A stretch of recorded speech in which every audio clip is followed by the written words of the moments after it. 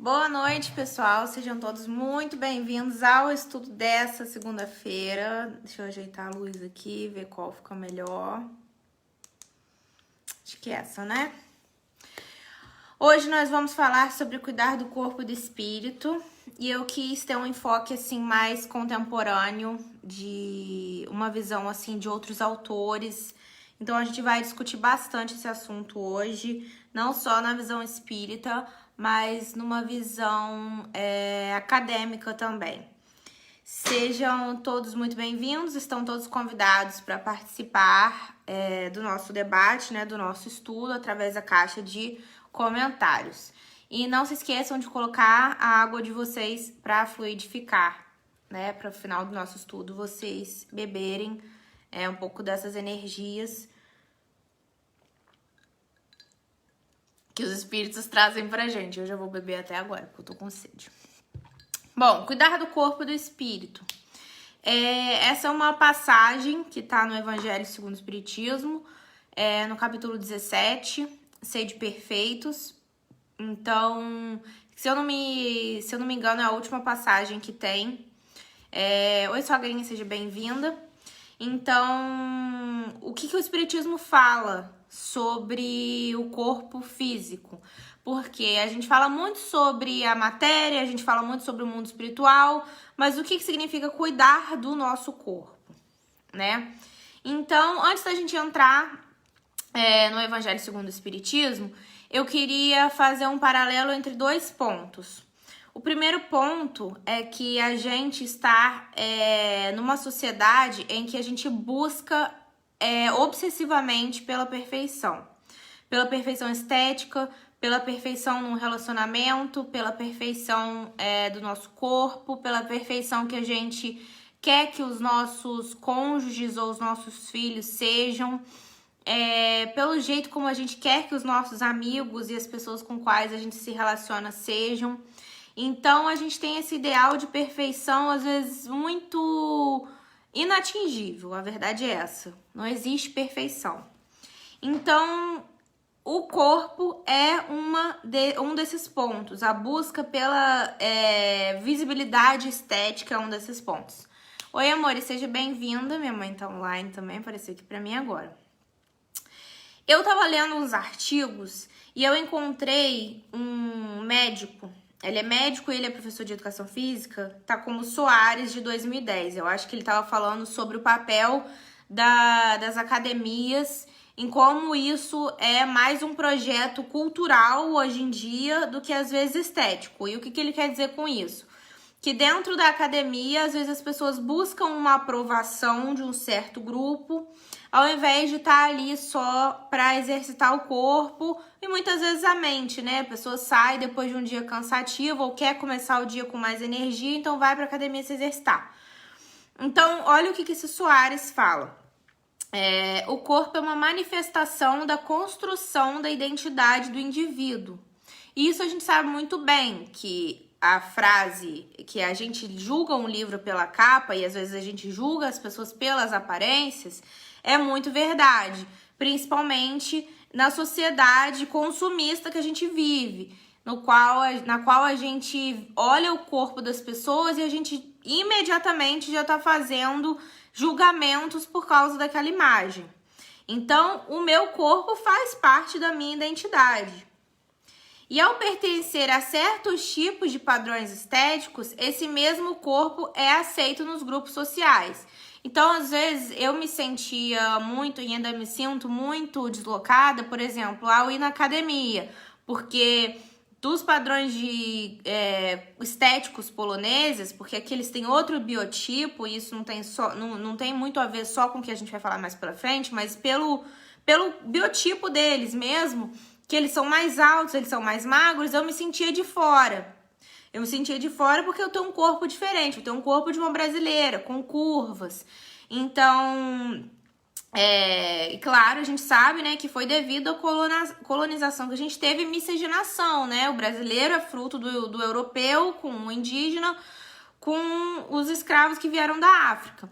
Então, eu não consigo me entrar naquele padrão da academia, porque aquilo ali não sou eu. Eu posso ir pra academia, definir o meu corpo até um nível que eu consigo chegar, mas eu não vou ter um corpo que os quadris são menos largos, que os ombros são menores, que os seios são diferentes, enfim, é diferente. Então, quando você pertence a certos tipos de padrões estéticos, esse corpo ele é aceito nos grupos sociais. E aí, mais pra frente, a gente vai falar quais são esses corpos. Então, meu corpo é minha identidade, e se essa identidade ela estiver dentro desse padrão, ela vai ser aceita. Se ela não tiver, ela não vai. Então, essas são as primeiras pontuações que a gente faz. Aí, vamos chegar no corpo perfeito. O que é o corpo perfeito? O que é um corpo belo? Né? As pessoas, elas têm diferentes tipos de achismos. E é muito difícil a gente conceituar isso. Para mim, uma pessoa feia é uma pessoa rude, uma pessoa sem educação, é uma pessoa que muitas vezes não tem senso de nada. E isso torna uma pessoa feia para mim. Mas num padrão de beleza que nós temos, e a gente sabe que o mundo não é de conto de fadas, que é o padrão? É o corpo alto, é o corpo esbelto, é o corpo branco, é o corpo magro, né? Com as feições europeias centradas, o nariz pequeno, a boca um pouco mais carnuda, de preferência de olhos claros, cabelo liso, aquele corpo que a gente vê nas passarelas. Eu acho que isso muito mudou de uns anos pra cá. Se a gente pensar nos modelos dos anos 90 para agora, a gente tem sim desconstruído isso. A gente tem visto outros grupos étnicos nas passarelas, outros corpos maiores, mas assim, muito longe de ser uma representação plural. É uma representação plural e real. Então, os corpos que são aceitos são esses: cabelos lisos, narizes pequenos, magro, os homens têm que ser musculosos. Eu acho que a gente fala muito sobre a cobrança da mulher ter um corpo perfeito, mas não tem como comparar com o homem, porque eu acho que a mulher é muito mais julgada. Mas o homem também é cobrado, porque se ele não tiver pertencendo naquele padrão ali de ser musculoso, de ser definido, ele também não se encaixa. Bem vestido, usando roupas de marca, enfim, é isso que a sociedade hoje vende. E para chegar nesse corpo perfeito, o que as pessoas fazem? Recorrem ao uso de drogas não prescritas, porque a gente sabe que tem certos tipos de droga para você inchar o seu corpo, o seu músculo, definir mais rápido, enfim. Mas que algumas dessas drogas, elas são prescritas por médicos. Por exemplo, quando você é um fisiculturista, quando você treina, aí é outro tipo de situação. Mas a gente sabe que nas academias isso rola super fácil. Isso é um perigo para sua saúde. Dietas milagrosas, que assim, dietas da moda, cirurgias plásticas que vem aumentado. Eu acho que, pelo que eu tava olhando aqui hoje, o Brasil é o país que mais tem a busca por cirurgia plástica. E se a gente perceber, assim, cada hora é uma moda. Agora é a moda da harmonização facial. Agora é a moda das mulheres, que acho que é uma moda boa, que muito tá se falando sobre tirar os silicone dos seios, quais malefícios isso traz. Mas, sei lá, 10, 20 anos atrás, não se falava muito sobre isso. Então, hoje em dia, as redes sociais, elas estimulam esse debate. É ruim porque elas reforçam esse padrão, mas, ao mesmo tempo, a gente tem que saber onde buscar informação e aonde buscar as nossas referências. Então, isso é um perigo muito grande, né? A gente quer ter um corpo perfeito, mas a gente não quer ter um corpo saudável. Porque a pessoa que ela busca o corpo perfeito, ela é capaz de fazer qualquer coisa, a usar esses tipos de tóxicos, né? Esses tipos de narcóticos que às vezes, se você não foi prescrito, você não deve usar. E é muito fácil comprar isso na internet. Eu lembro que teve uma época que eu tomava sibutramina, que era prescrita pela minha médica, eu tinha que perder só um pouquinho de quilos. Eu lembro que ela não queria me passar mais e eu procurei na internet pra comprar, e era super fácil. Não é difícil, não tem uma regulamentação. E essas dietas, assim, que muitas vezes o que me indigna é ver, por exemplo, hoje em dia tá muito na moda você ser coach, né, de alguma coisa. Se você tem alguma formação, ótimo, mas muito desse que a gente vê A gente vê essas promessas e muito fáceis, que você vai conseguir emagrecer muito rápido, que você vai conseguir dinheiro fácil. E, gente, nada na vida vem sem esforço. Então, assim, é um perigo muito grande quando essas pessoas, por exemplo, passam dietas, assim, ai, faz a dieta tal. Gente, não, procura um profissional, né? Então, esses são os riscos que a gente tá correndo. Isso também fala muito sobre um recorte social do indivíduo. O que isso quer dizer? Que para a gente manter esse padrão através desses procedimentos estéticos, a gente precisa ter o quê? Dinheiro. Então, quem é beneficiado nesse ciclo é o próprio capitalismo. Porque ele fala, você não pode ficar sem a unha sem estar feita, você tem que ir no salão. Tudo bem, eu gosto de ter as unhas bonitas, mas as unhas pintadas, mas quer dizer que minha unha tá feia só porque ela não tá pintada, entendeu? Então a gente começa a se questionar o que é o bonito e o que é o feio, o que eu preciso e o que eu não preciso. Então, pra gente manter esse padrão de comprar as comidinhas da moda e pagar a academia, tudo bem, academia é necessário porque a gente precisa fazer exercício físico pra cuidar do corpo. A gente vai chegar lá na frente na parte do cuidar do corpo de verdade. Mas isso tudo gasta dinheiro, né, gente? Gasta dinheiro comprar as coisas certas da dieta, gasta dinheiro fazer procedimentos estéticos, ir no salão, fazer massagem, enfim, tudo isso é um investimento. E quem não tem dinheiro tá de fora. Então, por isso que o capitalismo fala toda hora, olha, você precisa de tal coisa, tá faltando tal coisa em você, tá faltando tal coisa pra você ficar bonita. Então, o capitalismo é o maior beneficiado e incentivador destes comportamentos. Gente, deixem seus comentários aí para achar o que vocês estão achando da conversa. E essa live vai ficar gravada depois, então mesmo depois você pode dar sua opinião.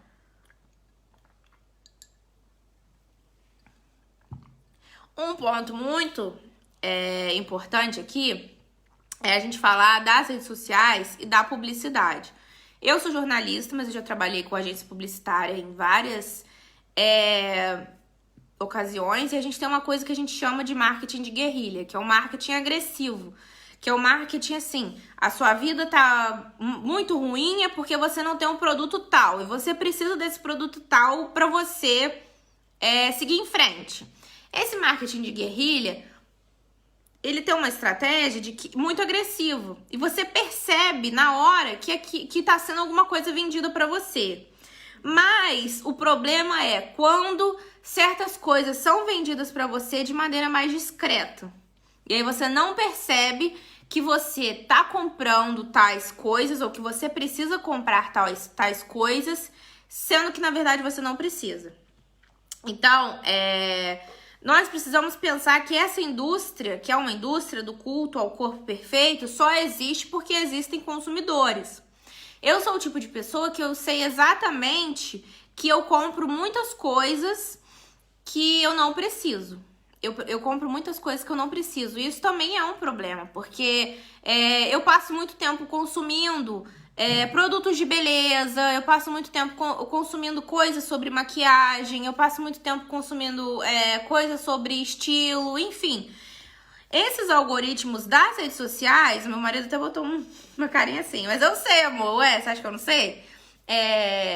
Esses algoritmos dessas redes sociais, elas sabem exatamente o que elas vão vender pra você. Não vai aparecer absolutamente nada no meu computador ou nos meus dispositivos, no meu celular, por exemplo, sobre venda de pesca, produtos de automobilísticos. Não vai, porque eu não sou aquele público. Então, além da sociedade estar incentivando, os algoritmos dos celulares e, enfim, dos dispositivos móveis que a gente tem, eles são cada vez mais inteligentes. E eles sabem exatamente qual é o nicho, eles sabem exatamente onde ir e eles sabem quem são os consumidores dos produtos que eles precisam vender. E hoje em dia, gente, na internet se vende tudo.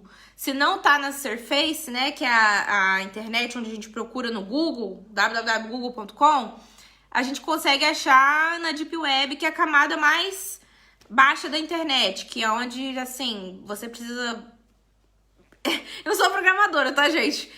Você precisa usar certos tipos de artifícios para poder acessar de tão secreto que é. E ali só acontecem as coisas mais bizarras, piores ainda. Então, assim, na internet dá para se comprar tudo. Então a gente precisa prestar atenção também no que a gente tá buscando. Porque depois aparece uma sugestão aqui, outra ali, e aí quando a gente vê, nosso cartão de crédito já está sendo passado. Pera aí, rapidinho, gente, que eu passei o slide aqui. Vou montar um slide aqui pra vocês.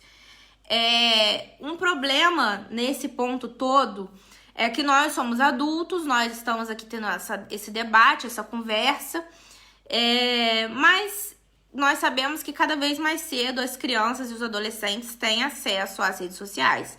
Eu sou uma pessoa que, assim, eu não tenho filhos, mas eu sou contra introduzir isso às crianças muito cedo.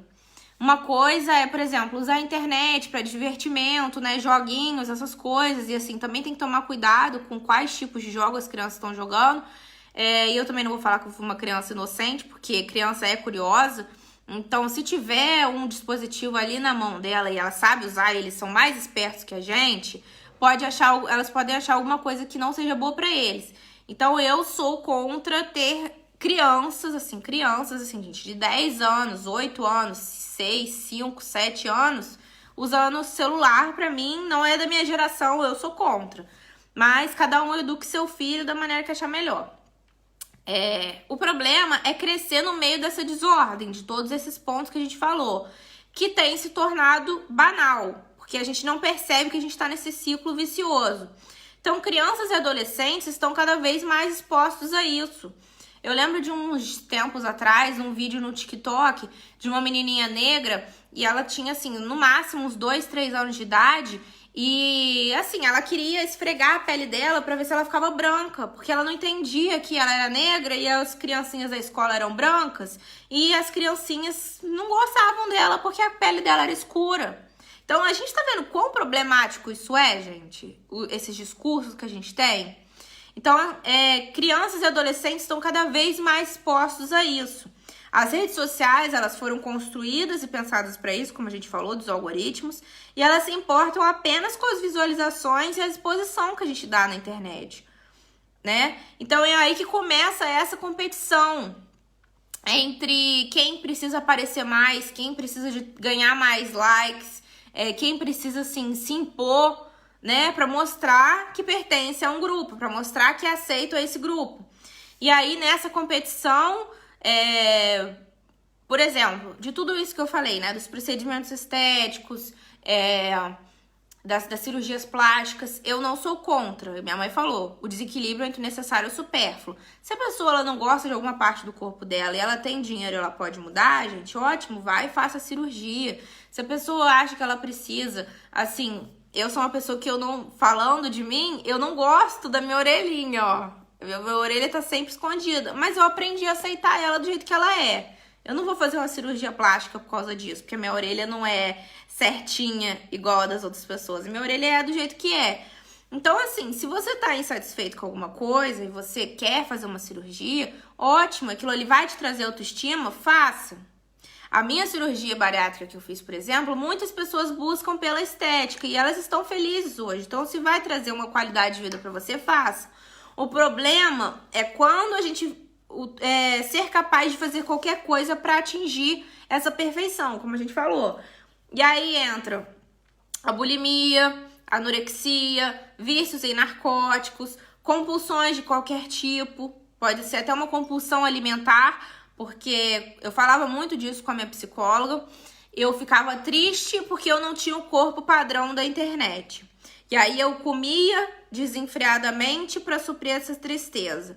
Aí eu comia desenfreadamente coisas que não são nutricionais para mim. Assim, atacava uma barra de chocolate, um pote de sorvete inteiro, depois um lanche, e assim, comendo sem parar, porque eu tava triste. E aí eu engordava cada vez mais, porque eu não me alimentava bem, eu não tava me alimentando pensando no peso nutricional, e sim só na minha emoção. Então eu virava um ciclo vicioso. Então essas compulsões se tornam muito prejudiciais para as pessoas. E elas não enxergam que aquilo ali não vai te fazer chegar em um padrão de referência, né?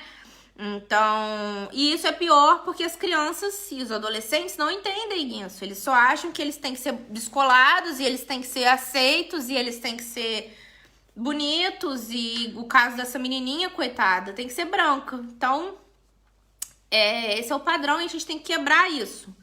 Minha mãe falou, ainda bem que você tem orelhas. Pois é, tem gente que não tem orelhas.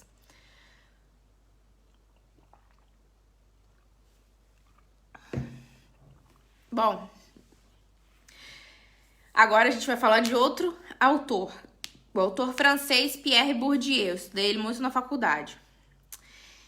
Pierre Bourdieu fala que a gente tem vários tipos de capitais. Seja o capital intelectual, o capital ideológico, enfim. Um deles é o capital simbólico. O que isso quer dizer? Ele está ligado aos valores de honra, prestígio e reconhecimento do indivíduo. Então, a gente falou do reconhecimento antes. Nesse jogo de poder social, gente, não é difícil de entender, ó. Nesse jogo de poder social, os indivíduos estão persuadindo uns aos outros, principalmente aqueles que estão nas classes dominantes, ou seja, os detentores das redes sociais, as empresas de cosméticos, os reality shows que a gente adora acompanhar, por exemplo. Agora a moda é ter curvas, né? Quem ganhou muito dinheiro com isso? As Kardashians. A fim de que esse padrão se perpetue e se mantenha. Daí, estar fora do padrão significa sofrer a tal violência simbólica. Vamos dar um exemplo disso. Você foi convidado para uma festa. E nessa festa tá todo mundo se vestindo assim, um vestido longo e todo mundo com vestidos assim, que parece que custa mais de 10 mil reais. E você foi com um vestido, não sei, da época da sua mãe, que você reformou e ficou lindo. E aí você vai chegar nessa festa e você vai se sentir mal, porque o seu vestido não é um vestido caro, não é um vestido de marca igual o das outras pessoas. Você tá sofrendo uma violência simbólica. E isso eu tô falando de um padrão que eu não posso falar, por exemplo, quando pessoas negras, como que as pessoas negras se sentem em ambientes predominantemente brancos. Porque isso é sofrer violência simbólica também. Vou dar outro exemplo. Eu, quando tava mais acima do peso, antes da minha cirurgia, eu chegava em qualquer lugar, eu achava que tava todo mundo olhando pra mim, que tava todo mundo rindo de mim, que tava todo mundo me achando feia. Muitas vezes aquilo ali podia estar na minha cabeça de verdade. Muitas vezes. Isso fala sobre a minha baixa estima. Mas em outras situações, o que eu acredito que aconteça sempre, aquilo ali era verdade. Porque você não pode ter o direito de ser gordo na nossa sociedade. Então, isso se chama violência simbólica. Então, para esses grupos que estão... Qual foi a palavra aqui? Esses indivíduos que estão no poder, que eles usam desse poder social deles para persuadir as outras pessoas. Para persuadir as pessoas a comprar mais cosméticos, para comprar roupa da marca, para ver o reality show das Kardashians, e aí você vai pensar que você precisa fazer uma harmonização social porque a Kylie Jenner ficou bonita. E esse é um outro ponto. A gente olha nas redes sociais, a gente colocar uma foto do antes e depois da Kylie Jenner, por exemplo, a gente vê que claramente ela fez vários procedimentos estéticos. Ela tá bonita? Tá. Mas até que ponto ela consegue sustentar aquilo ali? E quantas pessoas ela influencia direta e indiretamente para terem aquele rosto, aquele corpo que ela tem? Então, ela ali é uma detentora de poder. Principalmente porque ela é dona de uma marca. Ela não aparece sem maquiagem. Vocês podem ter certeza. Até a maquiagem mais simples que ela tá usando, ela está maquiada. Não é aquele jeito que ela acorda. Porque ela quer mostrar que até o natural dela, ela é bonita. Ela é natural. Não, ela não é. Ela não é real. Ela não tem um corpo real. Entenderam? Bom, então é por isso que a gente se sente muito incomodado quando a gente percebe que a gente não faz parte desse grupo seleto. Esse grupo de pessoas da moda, né? Das pessoas descoladas, das pessoas bonitas, as pessoas que têm status. Porque você tem que se vestir com a roupa igual todo mundo tá se vestindo. Você tem que fazer a harmonização social, deixar o rosto mais quadrado, e aí o nariz mais fino, e aí a boca maior, e aí aumentar os olhos aqui e tirar a pelanca do olho. É assim, vai ter sempre um defeito pra você consertar. Vai ter sempre um defeito. Porque se não tiver um defeito, eles não têm como vender. E isso fica cada vez pior, porque as pessoas ditas como normais, além de não terem o seu espaço de representatividade, sofrem os preconceitos estruturais. E aí é um preconceito que a gente acomete o tempo todo. O racismo, a gordofobia, o capacitismo. Eu, como falei que eu já trabalhei em agências publicitárias, já ouvi assim várias vezes, de, assim, diretores de arte aí em Volta Redonda falar: ah, não coloca a pessoa negra na foto não, porque vai ficar feio, vai destoar das brancas. Gente, pelo amor de Deus, é esse tipo de pensamento ainda que a gente tem que combater. Então, de que só o branco é bonito, os negros estão sofrendo esse racismo estrutural. Só os magros são bonitos, os corpos reais, né, com as estrias, celulites, os cremes milagrosos, enfim, as mulheres que estão um pouco acima do peso, ou até o corpo gordo mesmo representado, tá fora. O capacitismo, o que é o capacitismo? A gente não vê, assim, propagandas nenhuma, por exemplo, com uma pessoa com uma deficiência física. E a pessoa com deficiência física, ela só tem uma dificuldade de mobilidade que tem que ser resolvida dentro da sociedade, né? Ela é só aquilo. Ela precisa conquistar aquele direito dela na sociedade. O que faz ela ser diferente de mim? Nada. Então, por que a gente não vê eles? Por causa disso. Porque tem um erro com o corpo daquela pessoa. Aquele corpo ali não vende. Então, esses preconceitos são os piores. E a gente lembra que racismo é crime, tá, gente? A gordofobia é muito triste, mas o racismo é crime. Para quebrar esse círculo vicioso, é necessário que a gente desconstrua esses conceitos, questionando por que e para quem nós estamos vivendo assim. O porquê a gente sabe, que é por causa dessa sociedade capitalista que tá a todo tempo querendo empurrar coisas na gente. E nós, como somos seres humanos bobos, estamos caindo nisso. Mas pra quem? Pra quem a gente tá vivendo isso? A gente tá vivendo pra quem? A gente tá desperdiçando uma vida tentando agradar quem? Porque essa vida em que a gente vai se sentir sempre insatisfeito e miserável não vai agregar nada. Foi o que minha mãe falou. Esse é um desequilíbrio. Esse supérfluo fala muito mais alto do que muitos dos valores que a gente tem.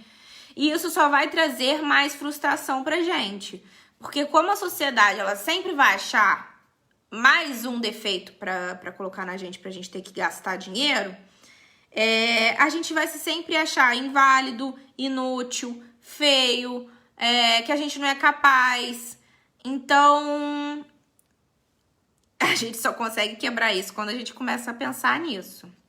E para pensar nisso, assim, é um longo caminho. Eu precisei de muitas sessões de terapia para conseguir chegar num pouco desse entendimento, mas não é fácil. Isso não acontece da noite pro dia. Então, uma coisa muito legal que a gente tem em contrapartida disso... Ai, meu Deus! Vitor! Caiu meu negócio! Gente, meu negócio quebrou hoje. O meu ring light. Eu tô muito triste. Tenta colocar aqui pra mim.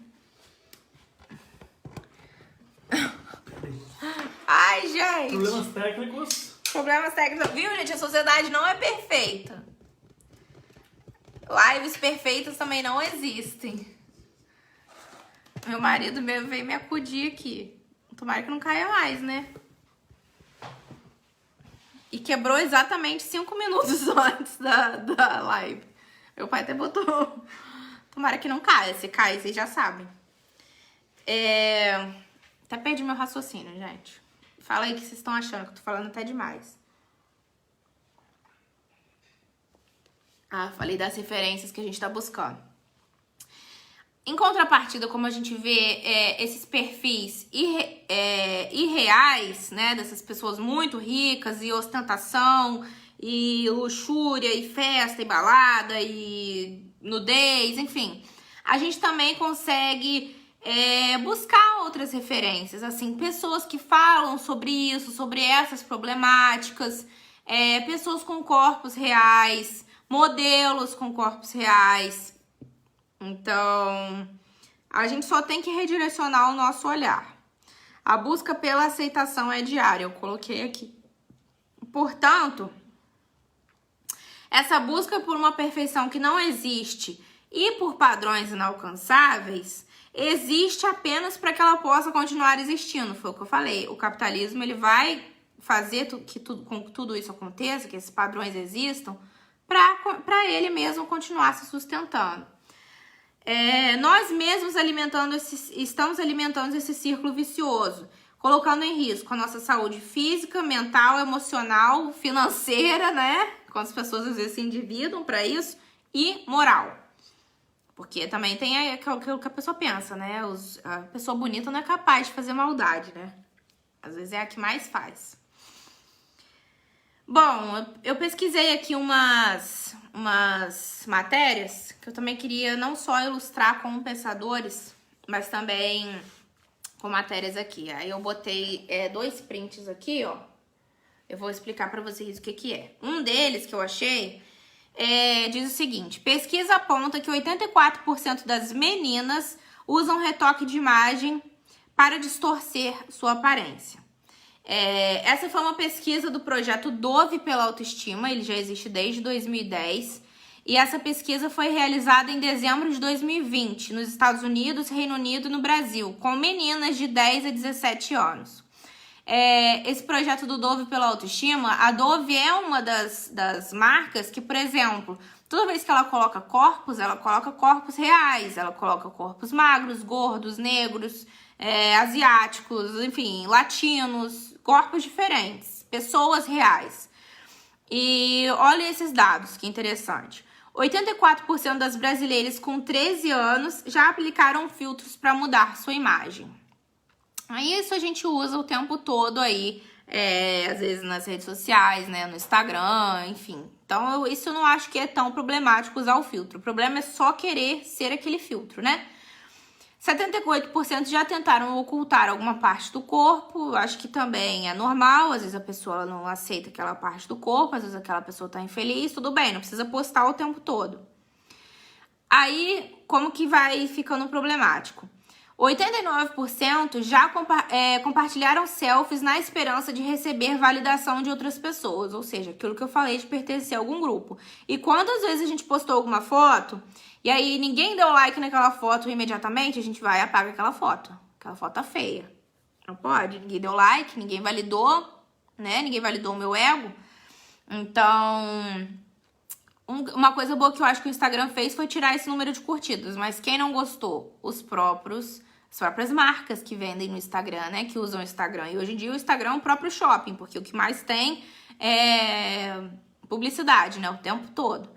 Então, eles já estão até estudando a voltar com o número de curtidas. Hoje você pode pegar a sua foto e ter uma função que diz ocultar número de curtidas, se você não se sentir confortável com isso. Porque do início, gente, dos primórdios do Instagram, era para compartilhar foto, assim, de paisagem, foto de, sei lá, qualquer coisa. Fotos mais artísticas, mais fotográficas, assim, de artistas mesmo, né? Fotógrafos profissionais. Aí, agora, como todo mundo tem acesso, fica nessa competição. 35% das jovens brasileiras disseram que se sentem menos bonitas ao verem fotos... Ai, meu Deus. Meu celular tá acabando a bateria? É isso mesmo? O Vitor pegou o raio do negócio aqui e não carregou pra mim, gente. E agora eu vou tentar colocar o celular aqui. E se não cair, tá bom. Se cair, Deus nos ajude. Ai, tomara que não caia. Tomara que não caia. Fica aí, celular. 35% das jovens brasileiras disseram que se sentem menos bonitas ao verem fotos de influenciadores e de celebridades nas redes sociais. Foi o que eu falei, não tem como competir. E o estudo diz que metade daquelas que editam as fotos, ou seja, 50%, dizem ter baixa estima corporal. Às vezes 50% edita porque quer editar, às vezes 50% é porque tá infeliz. E aí, falando sobre a relação entre os pais e filhos, 36% dizem que seus pais não entendem a pressão que elas sentem. Claro, a gente veio de uma geração diferente, então é importante ter esse diálogo dentro de casa. E 78% das mães, eu achei, assim, que não gostei, né? Falou só mães, eu acho que quem cria é pai e mãe, mas enfim. 78% das mães gostariam de ter as ferramentas para educarem seus filhos. Ou seja, as mães querem falar sobre isso. Amor, o powerbank tá descarregando. Gente, hoje tudo... Ai, hoje tudo meu aparato tecnológico que não tá funcionando, mas tá bom. Então, eu achei importante compartilhar esses dados. E antes da gente chegar no Evangelho, se a gente digitar no Google, por exemplo, cirurgia plástica, aqui no Google, na barra de pesquisa, para quem não tá familiarizado, aqui nós temos tudo, que é quando vão aparecer todas as pesquisas, aqui nós temos imagem e notícias. Então, se você digitar a palavra-chave lá, cirurgias plásticas, vai aparecer notícias relacionadas a esse assunto. Então, das notícias de cirurgias plásticas, saiba quais são as cirurgias plásticas mais procuradas pelos homens, ou seja, já começou a pressão. Uma falando sobre os perigos de fazer cirurgias plásticas por quem não é especialista, e isso a gente tem visto muito. Pessoas, assim, que fazem harmonização facial e a pessoa não é certificada, não é médico. E aí, claro, vão ter complicações. E o resto é assim, fulana de tal feliz porque fez plástica. Fulana falou que fez plástica porque se sentia pressionada. Fulana exibe bumbum novo nas redes sociais. Fulana falou que saiu do BBB e vai fazer cirurgia. Então, assim, é pra isso que a mídia dá palco. Né? Amor, carrega o powerbank pra mim, por favor. Ele não vai carregar o seu celular enquanto ele carrega, entendeu? Entendi. Tá, deixa pra lá. Bom. É porque o ring light também vai desligar, entendeu? Pontos. Vamos lá, falando sobre o espiritismo agora. Que a gente já falou 38 minutos dessa contextualização que eu queria fazer com vocês. O corpo físico, ele é o envoltório material que reveste o nosso espírito temporariamente. Claro que a gente vai morrer. Então, para que a gente possa cumprir as nossas tarefas. Nós temos o espírito, o perispírito e o corpo. O corpo é a parte mais material. O corpo, ele não nos pertence. Ele foi um empréstimo de Deus para que a gente pudesse lograr nas nossas tarefas aqui. Um ponto. Sem um corpo saudável, nós somos impedidos de trabalhar, em tese, porque a gente sabe de tantas pessoas que têm algum tipo de imobilidade física, como a gente falou, e isso é ser capacitista, achar que só porque a pessoa ela tem algum tipo de mobilidade, ela não é capaz de fazer nada. Isso não é verdade. Somos impedidos de trabalhar. Eu botei entre aspas. Isso eu achei de um fórum espírita aqui na internet e aí eu não concordo muito bem. Eu acho que a gente pode trabalhar o quê? Usando o nosso mental, né? Mas a gente é impedido de trabalhar com trabalhos materiais, né? Então, se a gente estiver doente, a gente não vai trabalhar. Pensar que alguns vícios que a gente tem aquela frase, né? Tudo me é lícito, mas nem tudo me convém. Por exemplo, a gente vai ler um texto aqui mais pra frente do Irmão X, que o problema não tá em beber uma taça de vinho. O problema tá em a gente beber todos os dias, em todas as ocasiões. O problema não tá em a gente querer comer um fast food. O problema tá em a gente querer comer fast food em todas as refeições. Então, tá. Mas tem certos tipos de vícios que a gente tem que eles não agregam absolutamente nada. Por exemplo, o cigarro. O cigarro não tem nenhum benefício para a saúde. Então, o problema do tabagismo é que ele vai suprir uma carência, muitas vezes emocional, que a gente tem instantaneamente, e depois ele traz aquele vício físico. Então, as pessoas elas não conseguem ir na fonte daquele problema. Aqui a gente tem que falar de alguns pontos básicos, tá, gente? De cuidar do corpo. Por exemplo, que às vezes são negligenciados. E aqui eu falo de uma questão mais cultural. Os europeus não tomam banho igual os brasileiros tomam. A gente mora num país tropical, a gente toma banho muitas vezes 3 vezes por dia, que eles não têm essa cultura. Principalmente eu, que vim de um país de guerra, né? Então, assim, não é sempre que eles lavam a roupa. Às vezes o casaco tá suado, fica com mau cheiro. Então, assim, eles não têm, eu acho que ainda esses valores que a gente tem. E eu tô tentando, assim, não ser preconceituosa, porque, claro, não são todos que são desse jeito. Mas eu moro na Polônia há 3 anos e, assim, os hábitos de higiene pessoal são completamente diferentes. As pessoas aqui, elas não escovam dente no trabalho depois das refeições. Assim, se eu vi fazendo isso, foi 1 ou 2 contando nos dedos. Então, não falando só dos europeus, tá? A gente tem muito brasileiro também que não faz isso. Então, é um hábito que a gente precisa ter. A gente precisa dos nossos dentes, né? Lavar a mão antes das refeições. Quem faz isso? Nem sempre. E a gente tá numa pandemia, no qual a gente tem que lavar as mãos o tempo todo. Às vezes eu tô só passando álcool gel na mão e eu penso, eu preciso lavar a mão também, né, gente? Não é só álcool gel, não. Praticar exercícios físicos regularmente, né? A gente falou aqui o problema do corpo gordo, ele não poder ser aceito na sociedade, mas aqui a gente tá falando de padrões estéticos. E muitas vezes a gente tem aquela premissa de que às vezes a pessoa tá acima do peso e ela é doente, e não é. Muitas vezes também a gente vê uma pessoa extremamente magra e ela tá doente e ninguém fala nada. Mas a gente também não pode cultuar aqui que você pode comer McDonald's o tempo todo e não fazer exercício físico, que você não vai ter um problema de coração, né? A gente também tem que ser realista. Então, praticar exercícios físicos, dormir. Quem dorme, gente, 8 horas por dia, 7 horas por dia, às vezes nem isso. Muitas pessoas não podem se dar ao luxo. Muitas pessoas têm 2 empregos, fazem faculdade, não conseguem dormir o necessário. Em tomar a quantidade correta de sol, né? Tomar vitamina D. Aqui na Polônia é um país, assim, que a gente não tem sol todos os dias. São 6 meses de frio intenso. Eu tô na primavera e ainda tá fazendo frio. Eu não sei que horas o sol vai aparecer aqui nesse país. Eu tô começando a ficar preocupada.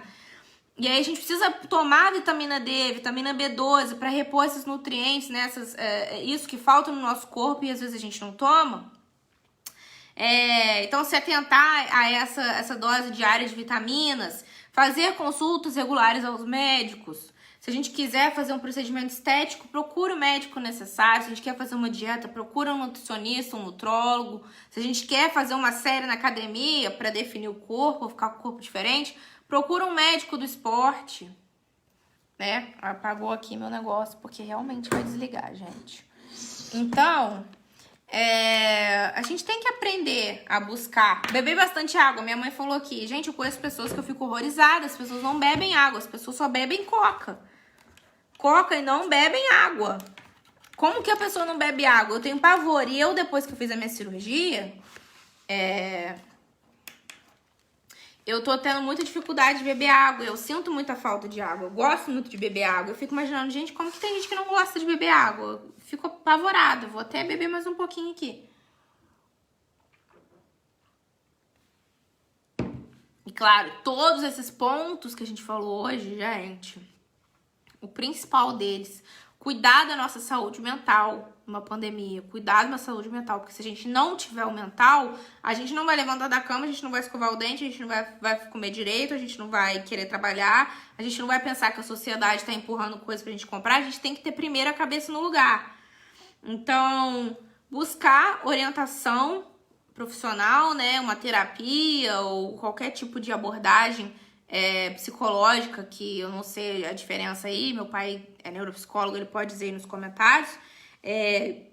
Eu não sei qual tipo de tratamento seria necessário para uma pessoa, né? Mas às vezes a pessoa ela precisa de um psiquiatra, um psicólogo, para tratar um transtorno de distorção de imagem, né? Que às vezes a pessoa ela se vê mais gorda do que ela é, ou mais magra do que ela é. E aí ela apela para esses procedimentos. Tratar uma depressão que não consegue fazer a pessoa sair do buraco. Tratar essa cobrança excessiva, né? Às vezes não precisa estar assim, tão aparente, mas às vezes as pessoas têm problemas de autoestima, né? De tudo que a gente falou aqui, como é que a pessoa não vai ter problema de autoestima? Nem sei. E aí isso alimenta cada vez mais os sentimentos de ódio, de raiva, de tristeza, de impotência, de... enfim, tantas coisas, frustração, ódio, né? Minha mãe falou, mente são, corpo são. Então, isso está ligado. Eles estão ligados. O corpo não existe sem a mente não existe sem o corpo. Então, e nenhum deles vive sem o espírito. E vice-versa. Então, a gente tem que cuidar dessa tríade. Vamos para o Evangelho segundo o Espiritismo? Falar sobre o tema de hoje, que está no capítulo 17, como eu havia falado, cuidar do corpo e do espírito. É o item 11. Essa é uma mensagem, eu acho que de George, Espírito Protetor, Paris, 1863. São 2 parágrafos, gente, rapidinho a mensagem, pra gente daqui a pouco já encerrar. Bom, eu até deixei aqui... A primeira frase que ele falou, eu fiquei pensando, ó. Consistirá na maceração do corpo a perfeição moral? O que é maceração? A maceração é uma operação física que consiste em retirar ou extrair de um corpo certas substâncias que são consideradas princípios ativos, ou seja, reduzir aquilo ali ao mínimo. Para resolver essa questão, apoiar-me-ei em princípios elementares e começarei por demonstrar a necessidade de cuidar do corpo que, segundo as alternativas de saúde e de enfermidade, influi de maneira muito importante sobre a alma, que cumpre se considera cativa da carne. Para que essa prisioneira viva se expanda, a alma, né, e chegue mesmo a conceber as ilusões de liberdade, tem o corpo de estar são, disposto e forte, como a minha mãe falou aí. Façamos uma comparação. Eis se acham ambos em perfeito estado, corpo e alma. Que devem fazer para manter o equilíbrio entre as suas aptidões e as suas necessidades tão diferentes? Inevitável parece a luta entre os dois e difícil achar-se o segredo de como chegarem ao equilíbrio. 2 sistemas se defrontam, os dos ascetas, que têm por base o aniquilamento do corpo, e os dos materialistas, que se baseiam no rebaixamento da alma. Os ascetas, gente, a gente pode entender eles como a pessoa que busca se afastar dos prazeres, dedicando-se a orações, privações e flagelações. Ou seja, aquela pessoa ali, ela não vai querer, ela só vai pensar no espírito e ela não vai fazer nada pro corpo dela. Muito pelo contrário, ela vai punir o corpo dela quando ela tiver algum tipo de desejo. E nós somos humanos, gente. Nós temos desejos. Nós temos desejos sexuais, nós temos desejos de comer tal coisa gostosa, nós temos desejos de impulsos, enfim, materiais. E o problema é esse outro ponto dos materialistas, as pessoas que não ligam nada da alma, fazem as coisas sem pensar nas consequências, querem aproveitar e gozar ao máximo, e aí sem pensar depois que aquilo ali vai trazer os efeitos, que a gente tá falando da lei de causa e efeito. Bom, 2 violências quase tão insensatas uma quanto a outra. Ao lado desses 2 grandes partidos, formiga a numerosa tribo dos indiferentes, que sem convicção e sem paixão são mornos no amar e econômicos no gozar. Então, a gente tem essas 3 pessoas. Onde está, então, a sabedoria? Onde, então, a ciência de viver? Em parte alguma. O grande problema ficaria sem solução se o espiritismo não viesse em auxílio dos pesquisadores, demonstrando-lhes as relações que existem entre o corpo e a alma e dizendo que, por se acharem em dependência mútua, importa cuidar de ambos. Amai, pois, a vossa alma, porém cuidai igualmente do vosso corpo, instrumento daquela. Desatender as necessidades que a própria natureza indica é desatender a lei de Deus. Não castiguei o corpo pelas faltas que o vosso livre-arbítrio o induziu a cometer e pelas quais ele é tão responsável quanto o cavalo mal dirigido pelos acidentes que usa. Se você bebe 2 litros de Coca-Cola todos os dias e não bebe água, você vai ter um problema nos rins, ou você vai ter um problema de muito açúcar no seu corpo e às vezes você pode virar diabético. Causa e efeito, gente. Sereis porventura mais perfeitos se martirizando o corpo, não vos tornardes menos egoístas, nem menos orgulhosos e mais caritativos para com o vosso próximo? Ou seja, ao invés de me punir porque eu tomo 2 litros de coca todo dia, por que eu não penso, eu gosto de tomar Coca-Cola, por que eu não tomo refrigerante em ocasiões especiais ou nos finais de semana? Tentar me livrar de tomar Coca-Cola todos os dias. Só um exemplo, tá, gente? Não, a perfeição não está nisso. Está em todas as reformas que fizerdes, porque fizerdes passar o vosso espírito. Dobrai-o, submetei-o, humilhai-o, mortificai-o. Esse é o meio de tornardes dócil à vontade de Deus e o único de alcançardes a perfeição. George, Espírito Protetor, Paris, 1863. Gente, então o nosso erro é em não tratar o corpo e a alma com devida atenção que eles merecem e que ambos precisam ser feitos com equilíbrio, nem de mais nem de menos. O nosso erro, né, eu lendo nisso, eu comecei a pensar, o nosso erro consiste em compensar a falta de afeto que a gente tem em algum lugar ou uma carência afetiva pelo sexo desregrado. E aí você vira uma pessoa duplamente frustrada porque você não preencheu aquilo afetivamente. E você pode ter, sei lá, algum problema no futuro indesejado, por exemplo, como uma DST, se você não se protege, né? Às vezes uma gravidez, e aí aquela gravidez é indesejada, e aí vira esse ciclo, né? A nutrição pela gula, depositando nossas frustrações e sentimentos incompreendidos, né? Às vezes a gente busca se nutrir, mas a gente tá mal emocionalmente, aquilo que eu falei daquele ciclo vicioso, e a gente vai comendo, e aquilo ali não satisfaz a gente. A autoiluminação pela vaidade, né? A gente acha que a gente tá bem consigo mesmo. Eu tô feliz, então vou fazer mais uma plástica. Eu tô feliz, então preciso de mais uma coisa, mais uma roupa, mais uma bolsa. E aí aquilo ali vai tornando a gente vaidoso demais, egoísta demais, apaixonado demais e ligado muito à nossa própria imagem. E a gente se torna escravo disso, depois de tudo que a gente falou. O equilíbrio, através dos excessos, é o contraditório, eu sei, mas às vezes a gente quer chegar a um equilíbrio e a gente acaba pecando pelo excesso. E não é, gente, o equilíbrio a gente só chega lá pelo equilíbrio. Não tem outro caminho. Então, falando que o corpo e a alma coexistem, a gente precisa pensar nesses sentimentos.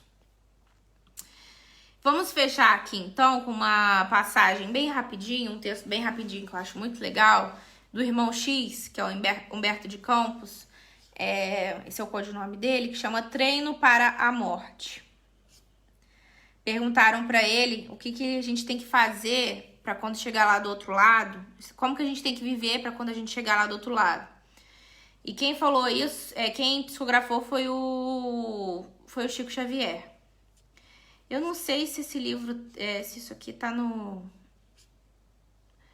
Aonde tá esse texto? Eu achei na internet, mas acho que ele tá em algum livro aí de casa. Cartas e Crônicas, eu acho. Cartas e Crônicas. Eu já tinha lido esse livro, lembrava que era de algum livro. Bom, preocupado com a sobrevivência além do túmulo, você pergunta espantado como deveria ser levado a efeito o treinamento de um homem para as surpresas da morte. A indagação é curiosa e realmente dá o que pensar. Gente, ele fala muito fluido, né? Acho muito legal. Creio, contudo, que por enquanto não é fácil preparar tecnicamente um companheiro à frente da peregrinação infalível. Os turistas que procedem da Ásia ou da Europa habilitam futuros viajantes com eficiência, por lhes não faltarem os termos analógicos necessários. Mas nós, desencarnados, esbarramos com obstáculos quase intransponíveis. A rigor, a religião deve orientar as realizações do espírito, assim como a ciência dirige todos os assuntos pertinentes à vida material. Entretanto, a religião, até certo ponto, permanece jungida ao superficialismo do sacerdócio, sem tocar a profundeza da alma.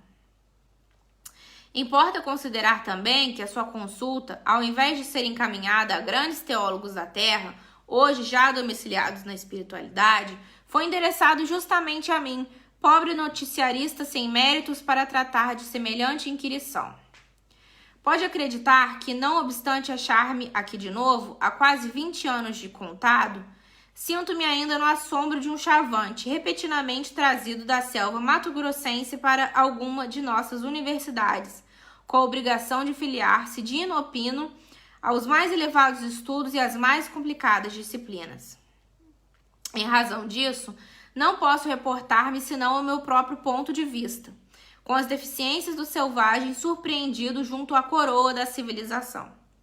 Preliminarmente, admito, devo referir-me aos nossos antigos maus hábitos. A cristalização deles aqui é uma praga tiranizante. Comece a renovação de seus costumes pelo prato de cada dia. Diminua gradativamente a volúpia de comer a carne dos animais. O cemitério na barriga é um tormento, depois da grande transição. O lombo de porco ou o bife de vitela temperados com sal e pimenta não nos situam muito longe dos nossos antepassados, os tamoios e os caiapós que se devoravam uns aos outros. Os excitantes largamente ingeridos constituem perigosa obsessão.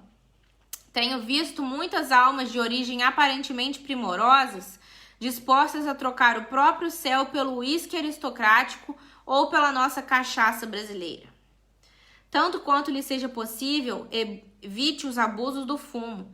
Infunde pena e angústia dos desencarnados amantes Infunde pena à angústia dos desencarnados amantes da nicotina. Não se renda à tentação dos narcóticos. Por mais aflitivas pareçam as crises do estágio do corpo, aguente firme os golpes da luta.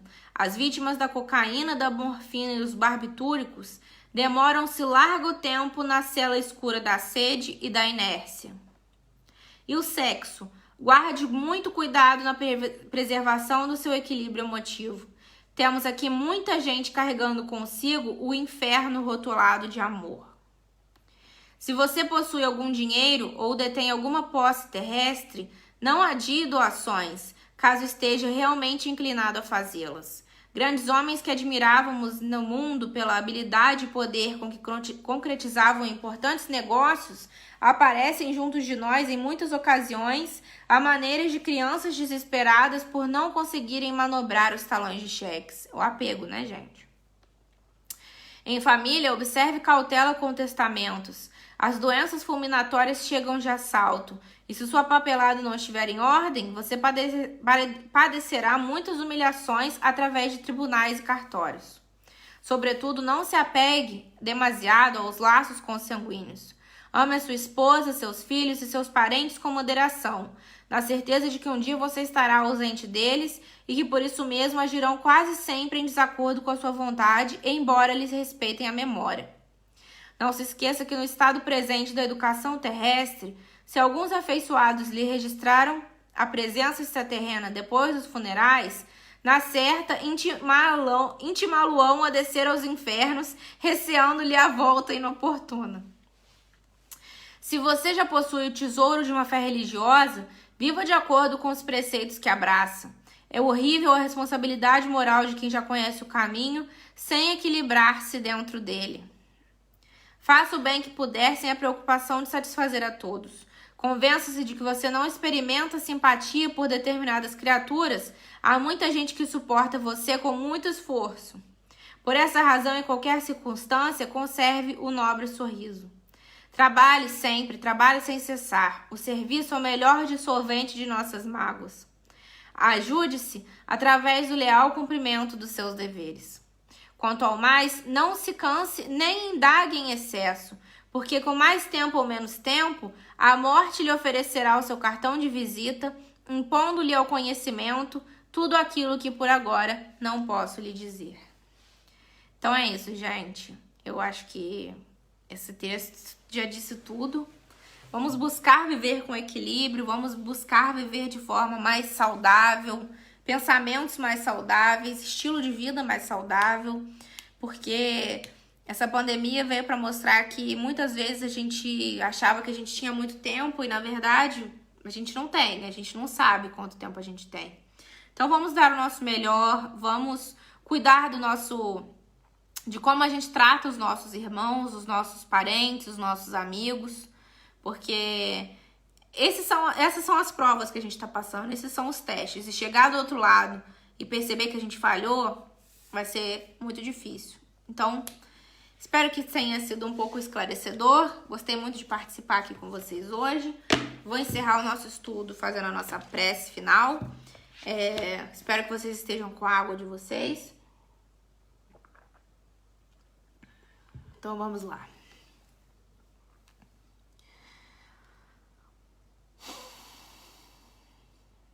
Vamos elevar o nosso pensamento ao alto, agradecendo a Deus por mais uma oportunidade de estarmos juntos aqui hoje. Como disse a minha mãe, hoje é o dia mais importante das nossas vidas, o dia em que podemos colocar em prática um pouco mais os seus ensinamentos, Senhor.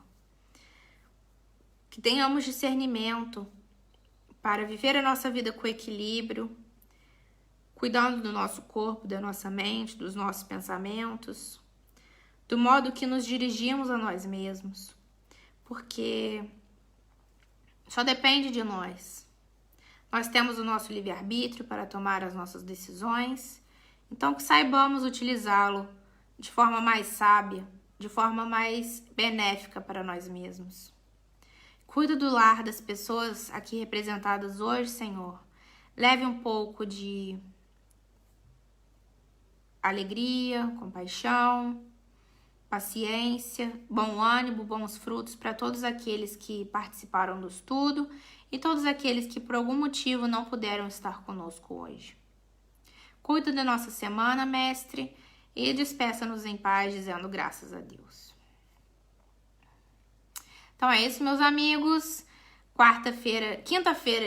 Quinta-feira que vem nós temos a palestra de novo. Meu pai vai falar sobre deixar e vir a mim as criancinhas, a passagem de Jesus. E o horário é sempre às 20 horas aqui de Cracóvia, 15 horas aí do Brasil, tá bom? Um beijo para todos vocês. Muito obrigada pela presença. E vejo vocês segunda-feira que vem e quinta-feira aqui na página de novo. Tchauzinho. Tchau, pai, tchau, mãe, tchau, sogrinha. Obrigada pela companhia.